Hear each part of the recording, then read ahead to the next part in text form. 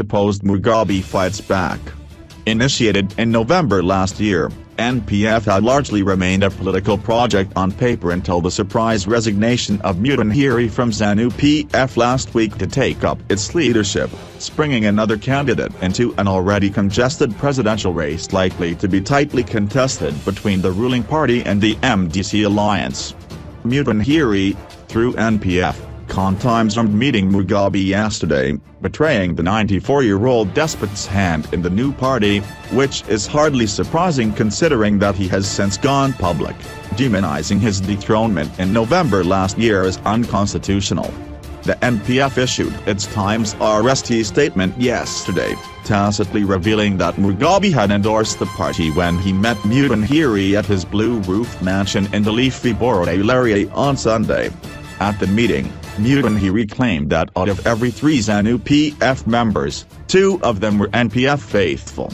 He also sensationally avowed that the impeachment process that Parliament trolled into motion in November last year to get rid of Mugabe would not have succeeded as 50 members of Parliament had been mobilized to vote against the motion.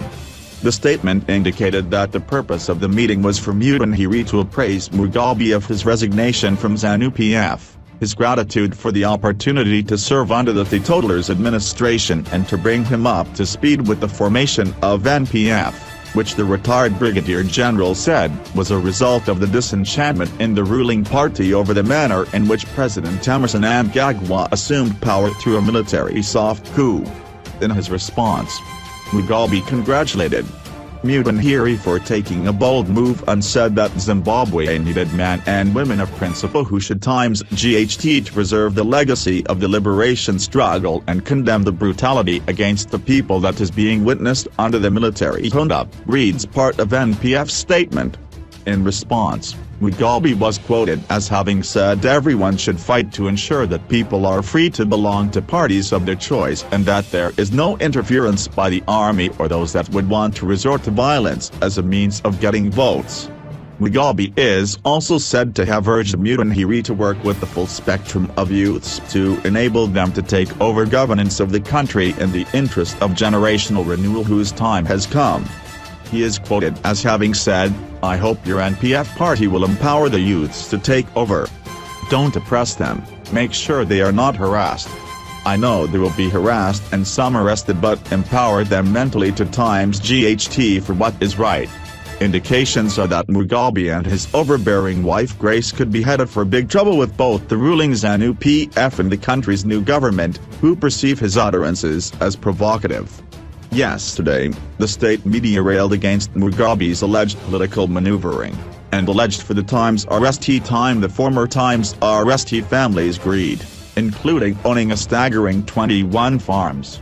With Mugabe keen to return to hit back on those who ousted him from power, several sources told the Daily News yesterday that the Mnangagwa government was not leaving anything to chance and is now targeting Mugabe and his wife to return money allegedly stashed in foreign lands, with the extension of the moratorium to March 16 to bring back externalized assets also said to be targeting the former Times RST family.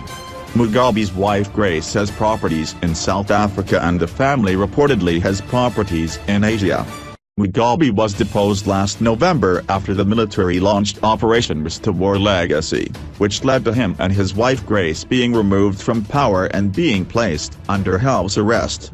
Several cabinet ministers linked to the Generation 40 faction, who had coalesced around Grace, were targeted in the operation, which ended towards Christmas, with the soldiers only retreating to the barracks after weeks of executing the operation.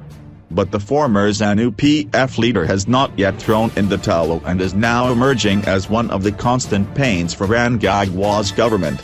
Mugabe, whose birthday falls on February 21, Times RST emerged from his shell last month when he reportedly told the African Union chairperson Moussa Faki Mohamed that he was unconstitutionally removed from power and that the country should not expect a free and fair election because the military is now in charge. Since breaking his silence, he went on to host former cabinet ministers at his palatial Borrowdale home. Political analyst Alex Mugabe said the new administration was built on a faulty foundation, and despite assurances to the contrary, authors of the events in November knew that they had set out to remove Mugabe using force. Mugabe said Mugabe may have tendered a resignation letter on November 21, but he would not have done so had the military not intervened and sparked the series of events that placed him under severe pressure to throw in the towel. It was a coup in all but name, he said. There were illegalities, including the unconstitutional deployment of the armed forces on November 14, which happened outside the authority of the commander-in-chief of the Zimbabwe Defense Forces. No rational observer can possibly conclude that this deployment was legal. The authors of the coup were fully aware of this, which explains the bizarre judgment issued by a high court judge 3 days after Mugabe's resignation, declaring that the actions of the military were lawful and constitutional.